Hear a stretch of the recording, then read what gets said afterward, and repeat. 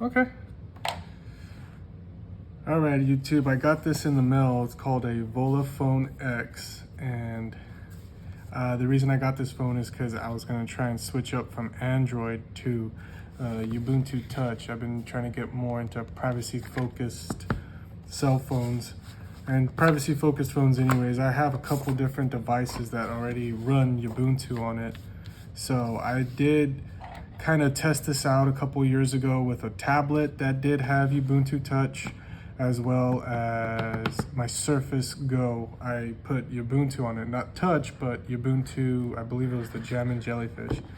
So this is what the box looks like, and mine came from, I believe it was an Indiegogo. All I did was email them. On their website, they tell you how to contact them, and so I was asking if they did United States shipping. So they responded saying, yeah, but you have to go through the Indiegogo webpage, and it has to be the world market or the world package. And then from there you go, you buy your phone. It took them 3 weeks to ship the phone. So that's about average if you talk to anyone from who's bought a Volla phone or has done stuff from Germany. That's about what it takes. So you get obviously you get your instructions, you get them in English and you get them in German, but there's really no need to go over the instructions. So I actually did open this up yesterday from the package just to see what it looked like, and I got them all back together. But this is the phone itself. And why am I comparing it to my Android phone is because the Volla Phone X is a rugged phone. It's like the BV8800 from Blackview.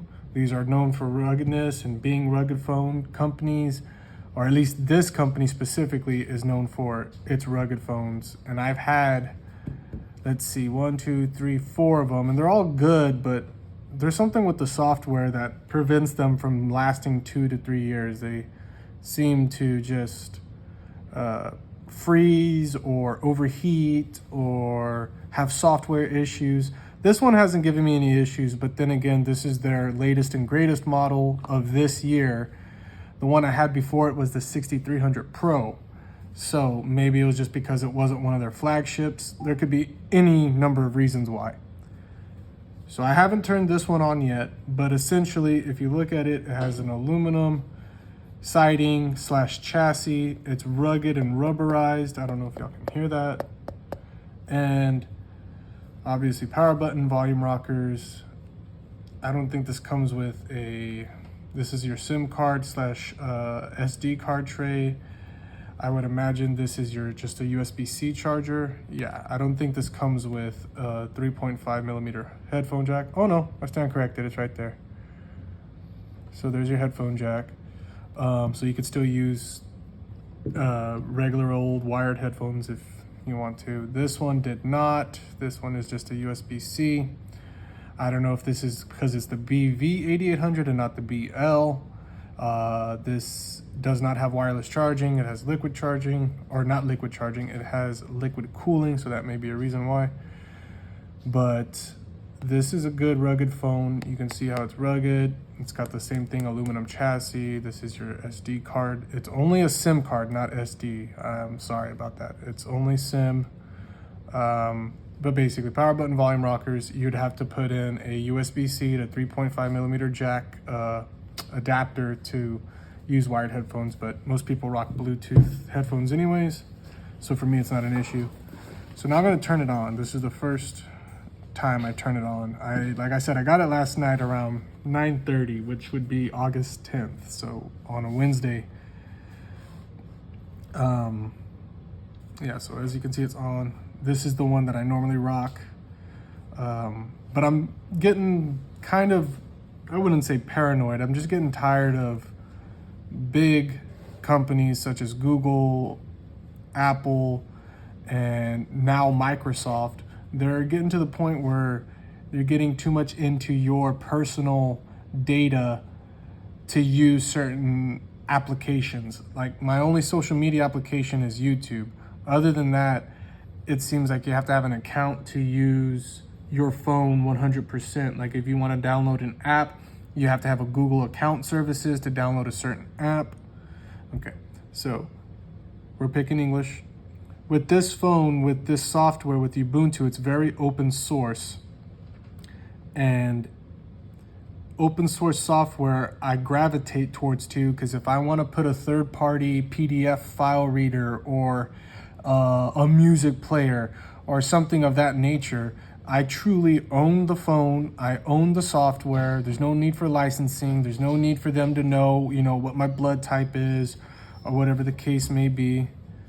But let me just put my password.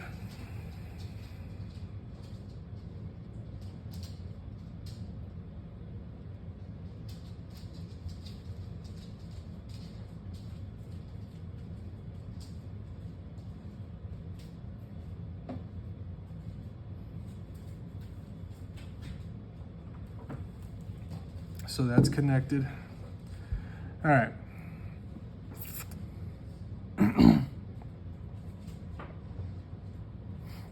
San Antonio. Yeah, so like I was saying before I got distracted, it's getting to the point where software companies are starting to just, I wouldn't say, I think they're getting too invasive is what it is. I think when you own your phone, or if you want your phone to work with certain software, you don't have to do proprietary software. You can do whatever you want with it. That's how it used to be back in the day, at least when we started with phones and whatnot. I mean, not even then, honestly. When computers first came out, I was still rocking those big vacuum tube computers, and whatever you had on it was yours. You didn't have to do cloud or have certain accounts with it. To me, it's just like, this is kind of getting back to my childhood kind of a deal. It feels great to just go back to open source and not worry so much about proprietary stuff. But I will give Android this, is that if you do want to download third-party software, you just have to do it through your settings. You could go through unknown sources or third-party sources, depending on what you choose. Uh-oh, what's going on?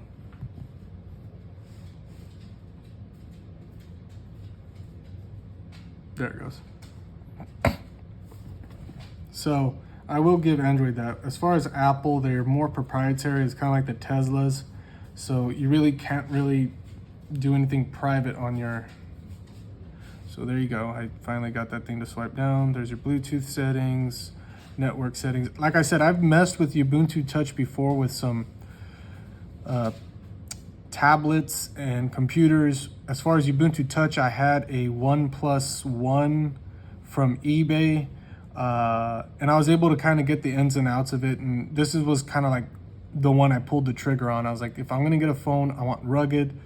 I need rugged for what I do as work. As an electrician, I might drop stuff or drop these off of a ladder. Normally I don't, and I keep them in a case, but you never know. And once you break 3 or 4 phones and you're down $100, $200, $300, you might as well just get a new one.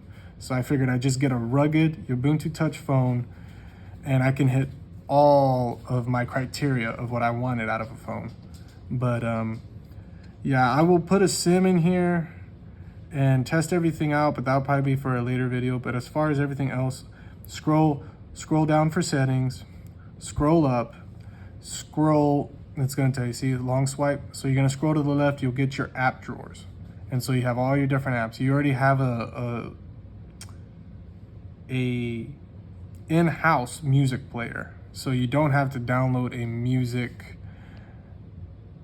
application or a music app, or like if you want iHeartRadio, obviously you're not going to get it on here. There's no Google Play Store and there's no Apple Store. This is specifically open source. So maybe if you have like a third-party APK reader such as like Waydroid or Anbox, or if you have I guess F-Droid is one of them, but you can download those applications. As long as they're on there, you can get them here. But for the most part, for me, when I was rocking this for a while, I liked using the Morph browser, which is a good browser.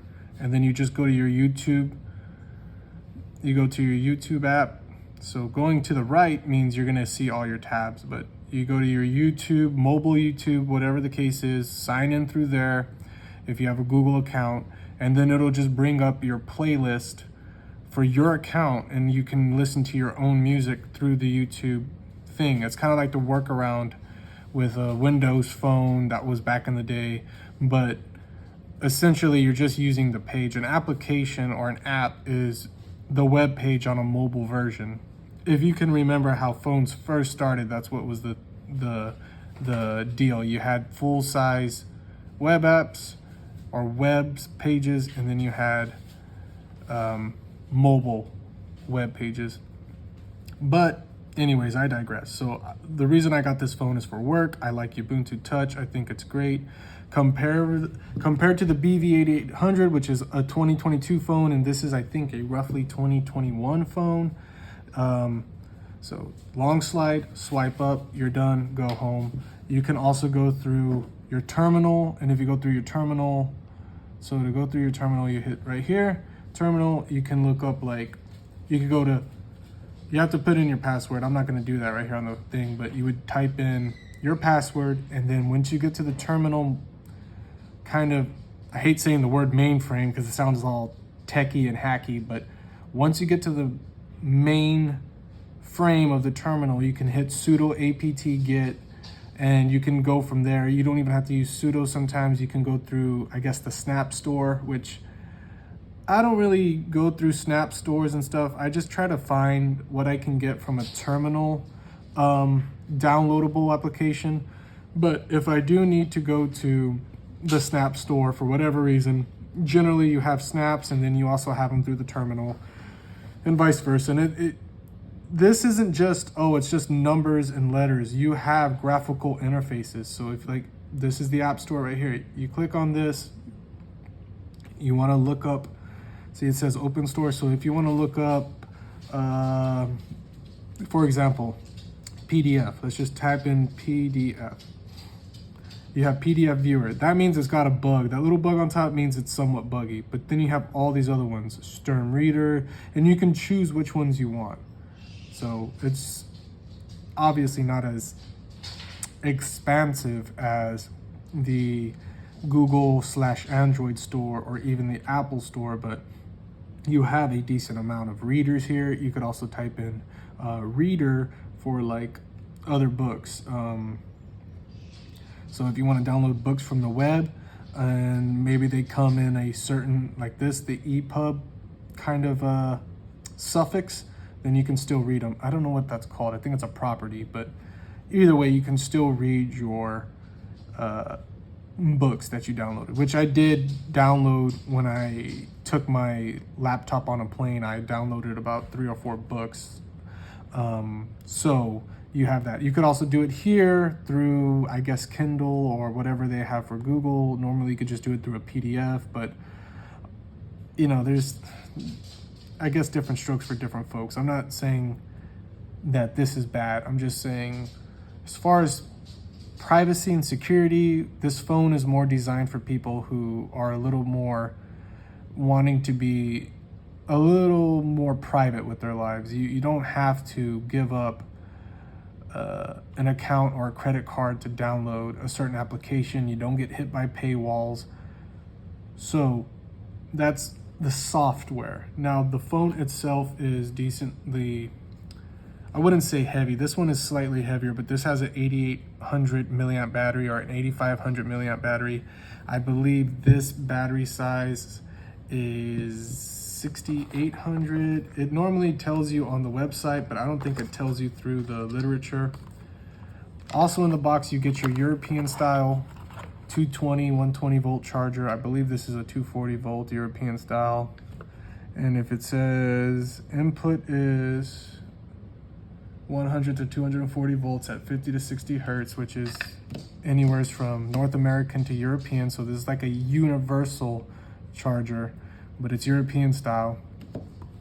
But the good thing is that it is USB-C charging port. So I know that's when I was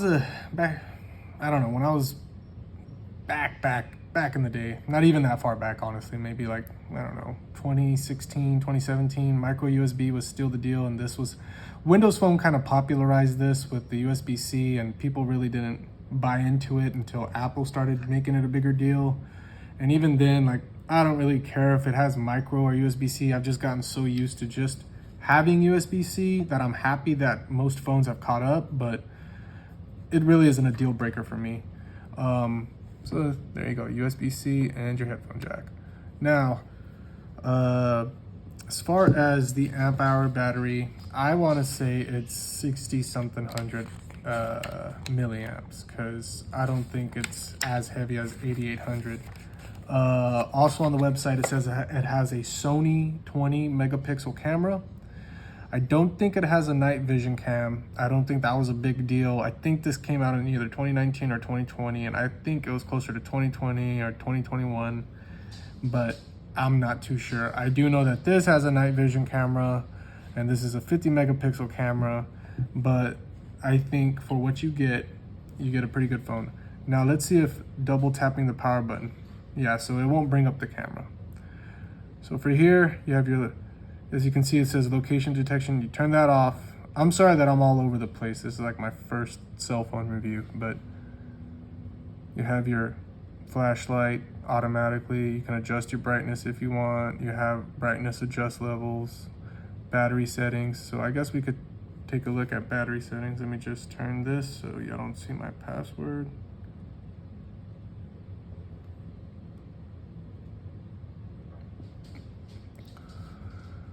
So there you go.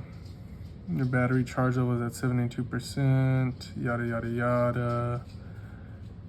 Display brightness, lock when in idle, so on and so forth.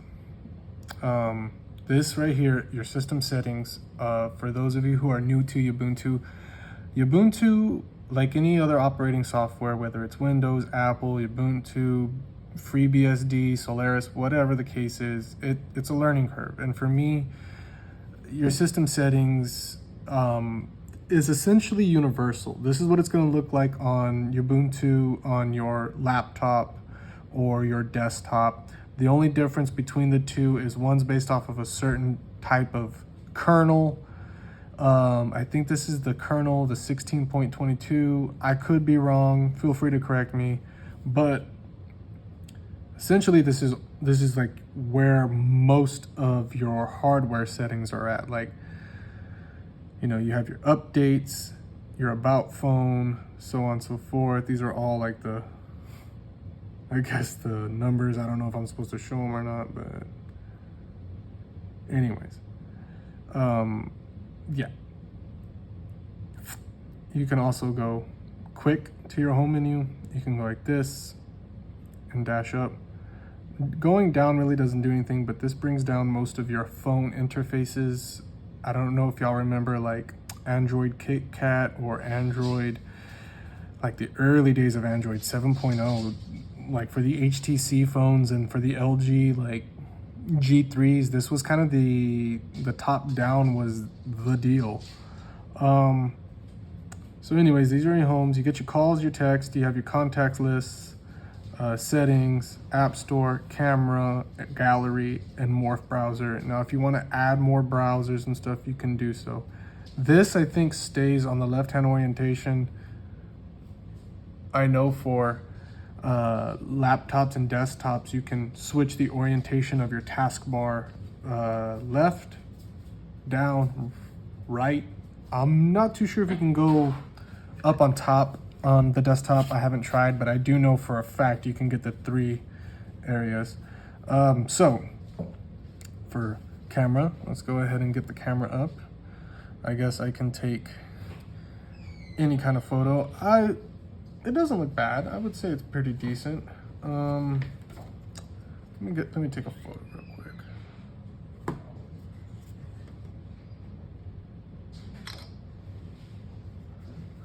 So swipe left for photo roll. Well, that's too far left, I guess. I guess it don't work.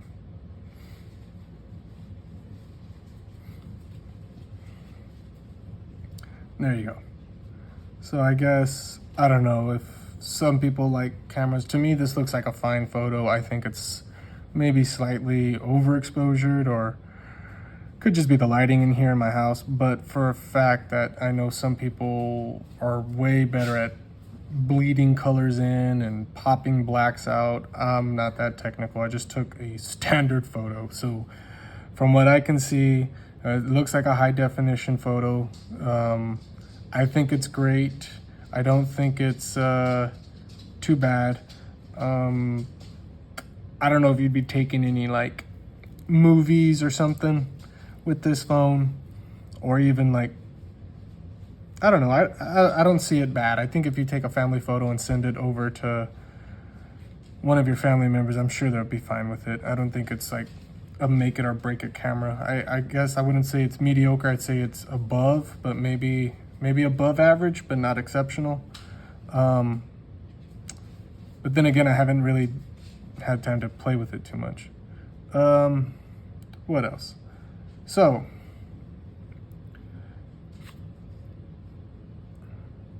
this phone right here, I believe ran me $400 over the Indiegogo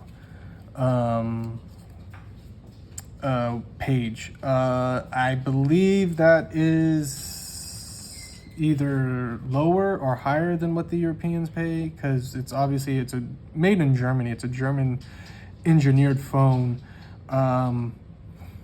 But I mean, $400 for a phone like this, compare it to a iPhone 13 at $1,000. Which one your money goes to and what's worth it is entirely up to you. I think for your security, $400 isn't bad. I think for breaking the whole, like, being stuck on your phone and not having minimalism and not being tied to a device, like, you know, people spend, I don't know how many minutes, but they constantly, it's gotten to the point where when I was in high school, our phones were like flip phones and basic dumb phones. The iPhone 1 came out when, like 2007 or 2008. I was, a junior, maybe a sophomore in high school, but even then, everybody else still rocked the Razor. So we didn't flip our phone every 5 seconds. It's gotten to the point where you can't even sit down with family members without them bringing out their smartphones. And it feels like we're isolating yourselves as like a community of human beings, you know? So that's why I got this phone. It's more for, I needed the ruggedness for the job. I needed something where I can listen to like my YouTube podcast, like my Joe Rogan and some of my music and my Bill Burr and stuff like that. So doing that is fine. But I don't have social media. I don't have Twitter. I don't have Facebook or whatever else is out there, because I don't want to spend my life on a phone. Now, I also like this one because obviously, even though it's Android, I tailored it to my needs. The only thing is that you have to sign into your Google account to use the phone as a phone, which in my humble opinion is dumb. You basically bought, I believe this phone was $300, 300 and some change on Amazon. And I think because it was on sale. But look, you basically bought a $300 paperweight if you don't want to sign into your accounts. If you just want to use a phone as a phone, this one is great because it is a smartphone, but it's a computer. It's literally the same operating software as your laptop if you know how to work Ubuntu. The thing is that you don't have to sign into anything other than obviously your phone. That's it. You just sign into your phone as a phone. This one, you have to not only sign in to your phone, you also, you know, what's your language and so on and so forth, the same setups, but now it's like, okay, now sign in to Google Play, or if not, you really can't use your phone for anything. And if you try to go to the Google Chrome browser and type in YouTube, you can get to the mobile YouTube, but the minute you sign in, at least from my experience, the minute you sign in on that mobile YouTube web page, it's like, oh, things are better on the app. Just get the app, and you're just bombarded with like, you know, like app traps. This one, not so much.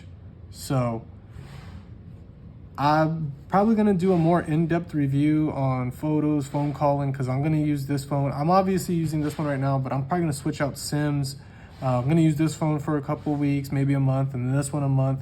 I mean, I did buy 2 phones after all, but for the most part, I have no problem swapping into Ubuntu. I've already kind of familiarized myself with my tablets and my other phones, other than SIM card things, but I think it's great.